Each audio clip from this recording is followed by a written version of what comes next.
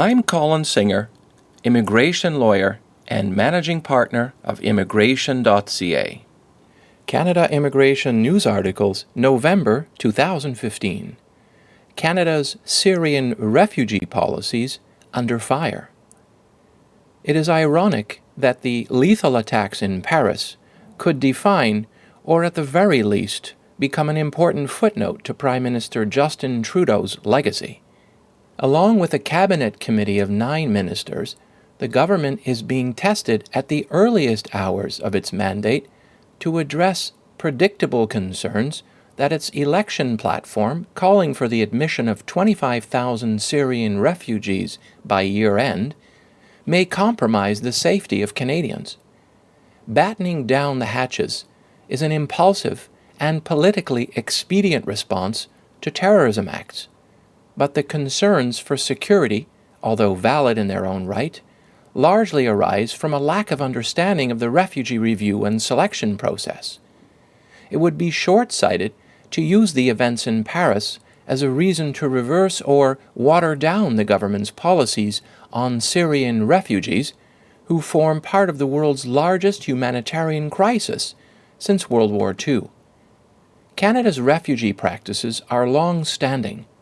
The screening and selection of Syrian refugees will target a pool of more than 3.5 million people located in Jordanian, Turkish, and Lebanese refugee camps, and not the nearly 1 million who traveled to Europe unchecked.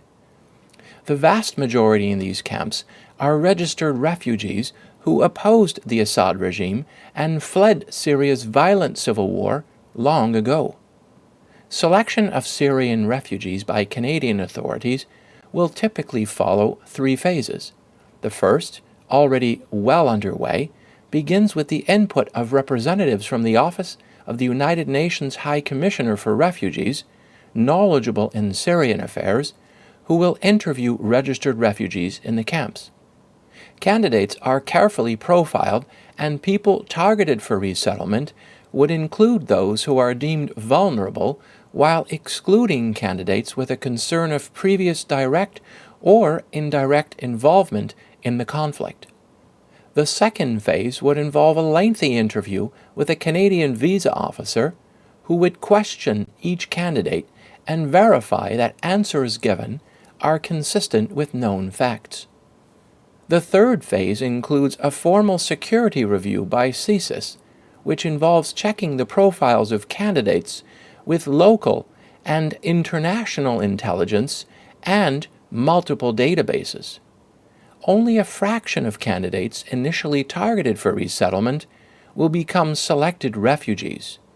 It is expected that the majority of referred refugees will be heavily weighted towards single women and children who pose negligible risk to Canada. The chances of manipulating the process and having terrorists slip through would be reduced to a minimum. The government is now faced with the challenge of trying to deliver on its election promise without compromising the nation's security. By all accounts, Canada's numerous agencies involved have the will to carry out this large undertaking. But there is no logic in pursuing a politically imposed year-end deadline to land 25,000 refugees, a task which even under normal conditions poses obvious challenges. Refugee advocates must be supportive of government efforts to carry out this process in a reasonable but unofficially extended timeframe. Indeed, a coordinated refugee resettlement program of this size has never been carried out in Canada within such a short window of time. For this and other reasons, the government must consider additional security measures to monitor refugees once they land in Canada. To this end, the majority of Syrian asylum seekers should be given temporary resident permits with conditional approvals of permanent resident status that are dependent on all adult candidates meeting security-based terms and conditions. Conditions would include mandatory reporting to immigration authorities within a short time following arrival, and the obligation to provide residential addresses, email identification, and other biographical and contact information. Those admitted to Canada would be required to continue reporting by mail or through government online portals until security background checks have been reconfirmed and final notifications of permanent residence are issued. Refugees who are subsequently found to be security risks will be sought and detained.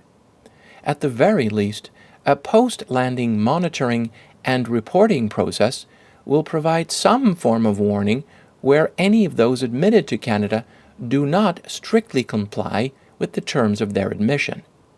There are many concerns by those who oppose these policies, but they are largely founded on a false perception that importing Syrian refugees brings an increased risk of terrorism to Canada.